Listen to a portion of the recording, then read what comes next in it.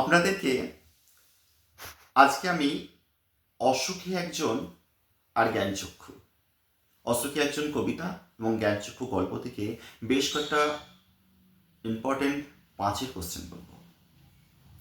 Pablo নেরুদার লেখা অসুখী একজন, যেটা এক্সট্রা ভ্যাগারিয়া গ্রন্থ থেকে নেওয়া হয়েছে। এই অসুখী একজন কবিতা থেকে আপনারা মোটামুটি 3টে কোশ্চেন রেডি করুন। প্রথম কোশ্চেন, তারপর যুদ্ধ এলো। তারপর যুদ্ধ এলো। যুদ্ধ কেন এলো? এর ফল কি হয়েছিল? এই প্রশ্নটা করুন। সেকেন্ড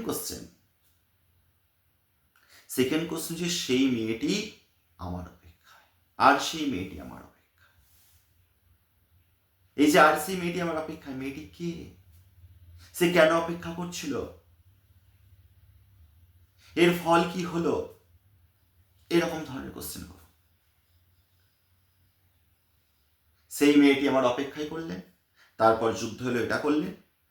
আর 3 নাম্বার কোশ্চেন হচ্ছে, অসুখী একজন কবিতায় প্রকৃত অসুখী কে? অসুখী একজন কবিতাটা তো আপনারা পড়েছেন, নিশ্চয়ই দেখেছেন যে অসুখী একজন কবিতায় কথক তার প্রিয়তমাকে দরজাঘরে অপেক্ষায় দাঁড় করিয়ে রেখে দূর দূর দূরে চলে গিয়েছিলেন। তার প্রিয়তমার কিন্তু অপেক্ষার শেষ থাকেনি।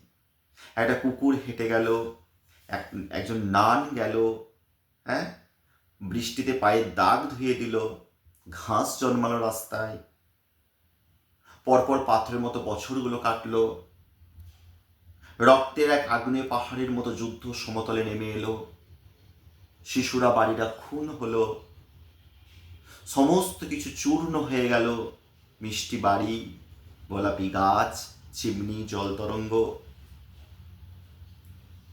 সমস্ত কিছু কাঠ কয়লায় পরিণত হয়ে গেল, রক্তের একটা কালো দাগ দেখা গেল। তারপরেও কিন্তু সেই মেয়েটি বেঁচেছিল, সেই মেয়েটি কিন্তু মৃত্যু হয়নি, সেই মেয়েটা কথকের অপেক্ষায় ছিল। তো মেয়েটাই যে অপেক্ষা। তো এই গল্পটা পড়ে, এই কবিতাটা পড়ে দেখা যাচ্ছে কি কে প্রকৃত অসুখী, এই মূল্যায়নটা কিন্তু আমাদের করা দরকার। প্রকৃত অসুখী কে? কথক, না তার প্রিয়তমা, না প্রিয়তমার অন্তরালে যিনি লুকিয়ে আছেন দেশমা, সেই দেশমা? এই এই কোশ্চেনটা খুব সুন্দর করে করুন যে প্রকৃত অসুখী কে।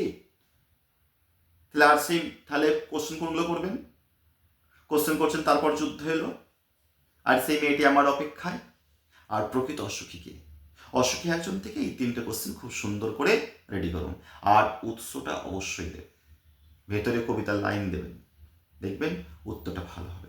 আর সহজভাবে সরলভাবে লিখবেন, সাবলীলতা যেন বজায় থাকে, এটা একটু খেয়াল রাখবেন। এবার আসছি আমাদের গল্প জ্ঞানচক্ষু থেকে। গল্প জ্ঞানচক্ষু, আশাপূর্ণা দেবীর লেখা।